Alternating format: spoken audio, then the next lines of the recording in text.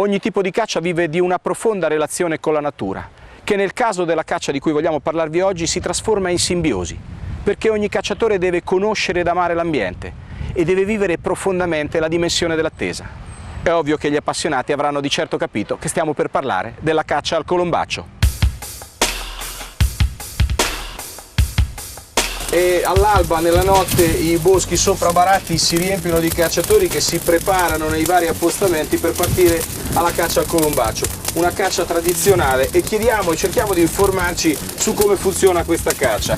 Buongiorno. Buongiorno. Buongiorno. Allora, voi vi state preparando, qui c'è un bel fuoco che attende l'alba.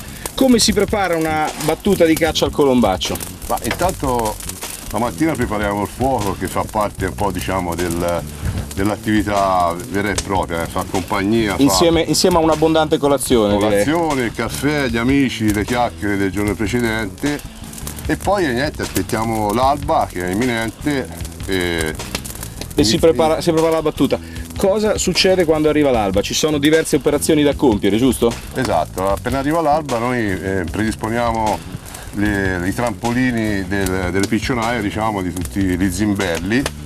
Mettiamo sia gli zimbelli, quelli fissi, quelli legati, e poi aspettiamo luce per mettere i volantini, che sono piccioni addestrati. Sono piccioni addestrati che devono fare dei voli per il richiamo del colombaccio, diciamo. Quindi è una cosa ripetitiva, ma che è bella, comunque ci dà. Per chi ha passione, insomma, voi passate un mese sempre qui nei capanni. Un mese, ecco, anche di più, anche un mese e mezzo.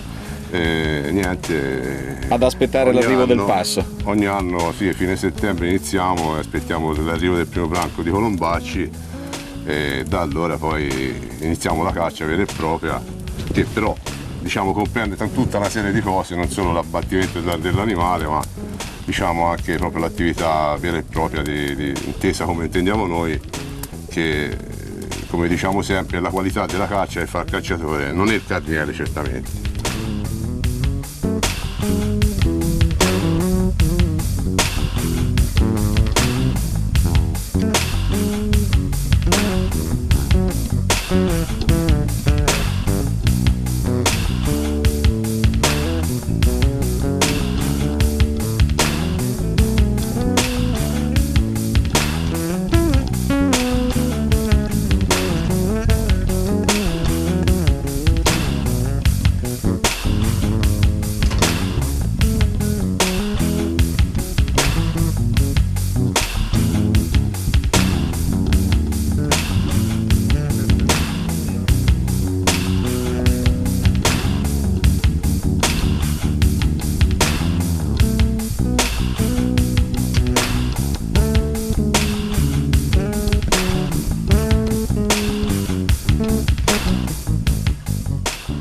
E siamo saliti su un appostamento con una splendida vista sul golfo di Baratti, nel quale cominciamo ad aspettare i colombacci. Però bisogna dire che questa caccia, che vive nel mese di settembre-ottobre, la sua parte centrale, è una caccia che sostanzialmente si prepara tutto l'anno. Cosa fanno i cacciatori tutto l'anno?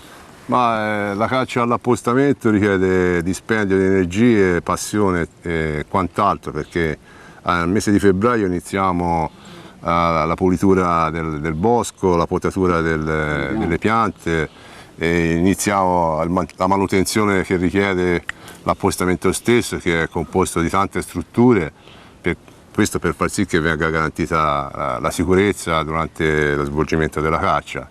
Allora, poi qui siamo nel capanno centrale di caccia, andiamo un po' nel cuore di questa battuta e spieghiamo come funziona e cosa succede durante una battuta di caccia. Intanto si attende, ma ci sono qui tante funi, vogliamo spiegare come funzionano i richiami, come funzionano queste funi, che cosa sono?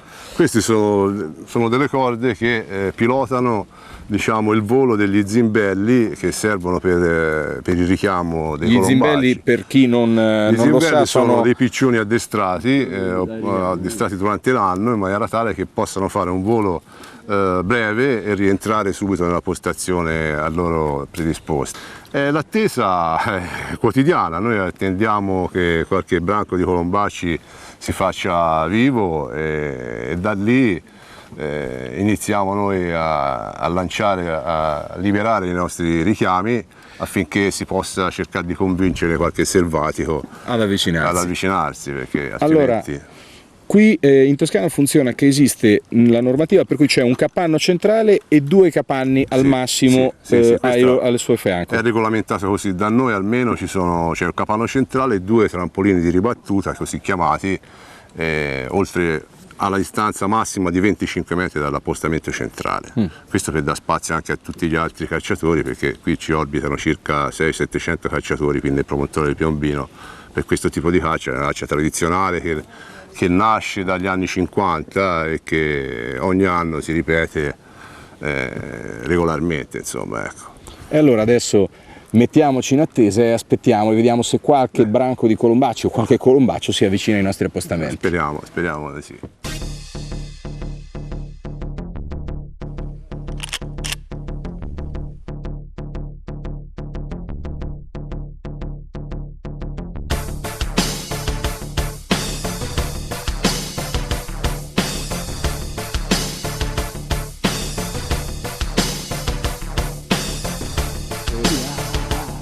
Le vedete?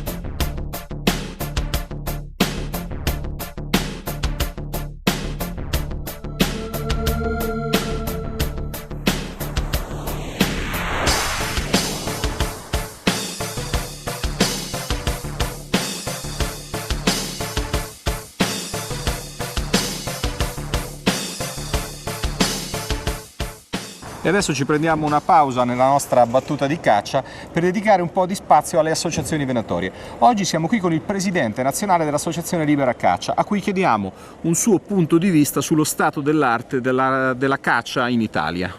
Ma sicuramente avremmo da parlare una settimana, è un momento particolare non perché i problemi siano più degli altri anni, più degli altri momenti, è un problema particolare perché purtroppo stiamo vivendo attacchi smodati, attacchi senza senso da parte del mondo animalista e ambientalista senza capire il perché. Noi stiamo andando a caccia sicuramente in condizioni estremamente difficoltose, con molto meno di altri paesi europei, ormai parliamo sempre di Europa e troppo poco lo applichiamo a livello venatorio. Siamo stati attaccati a 360 gradi e abbiamo fatto diverse riunioni anche come associazioni, come Faccia Italia.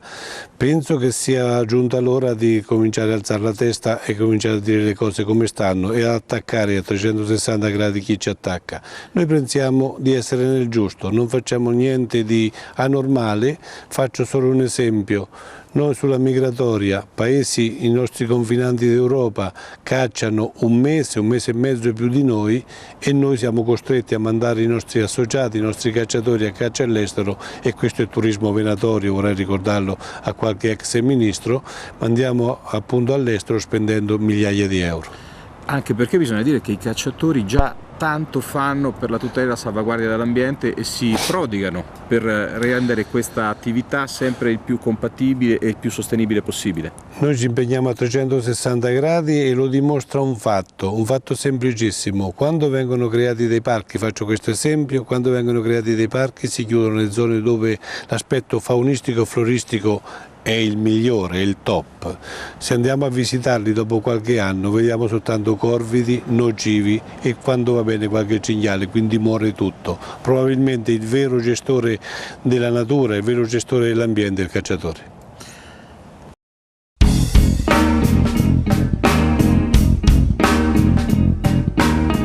Remo è il capocaccia di questo appostamento che sta sotto la rocca di Populonia. Come vengono gestiti i cacciatori di un appostamento? Dopo l'avvistamento dei colombacci, il capocaccia deve dire quando è il momento. Allora si dà il via, quando tutti i cacciatori sono serviti dell'appostamento, si dà il via e la fucilata deve essere unica. Ecco, siamo arrivati ormai a metà mattina. Com'è andata questa giornata di caccia per adesso? Poca caccia come colombacci, però abbiamo vissuto una bella giornata all'aria aperta, ne abbiamo visti passare tanti e quindi ci siamo già divertiti. E abbiamo goduto di uno splendido panorama, ma ci hanno detto che ci sono altri appostamenti con panorami altrettanto belli. Allora adesso ci spostiamo e andiamo a vederne un altro.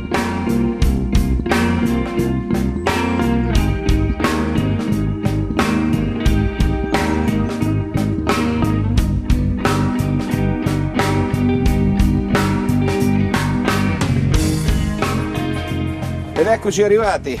Buongiorno Luciano. Buongiorno. Siamo sopra Piombino, esattamente in che località? Località Fosse alle Canne. Ecco, mi hanno detto che questo è un bellissimo appostamento, ce lo fai vedere? Prego. Andiamo a vedere.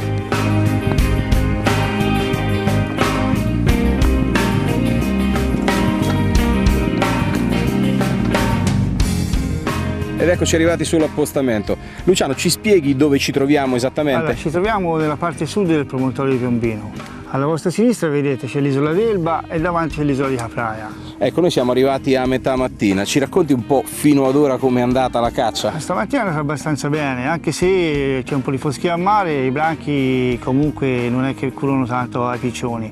Tendono sempre comunque a prendere le vie del mare e a rientrare dalla parte, diciamo, ancora più a sud del promontorio. Vogliamo parlare di una dimensione particolare di questa caccia che è l'attesa.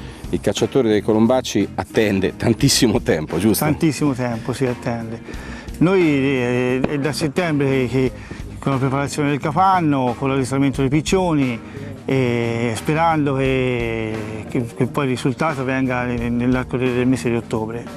E allora attendiamo un po' anche in questo appostamento e vediamo se succede qualcosa.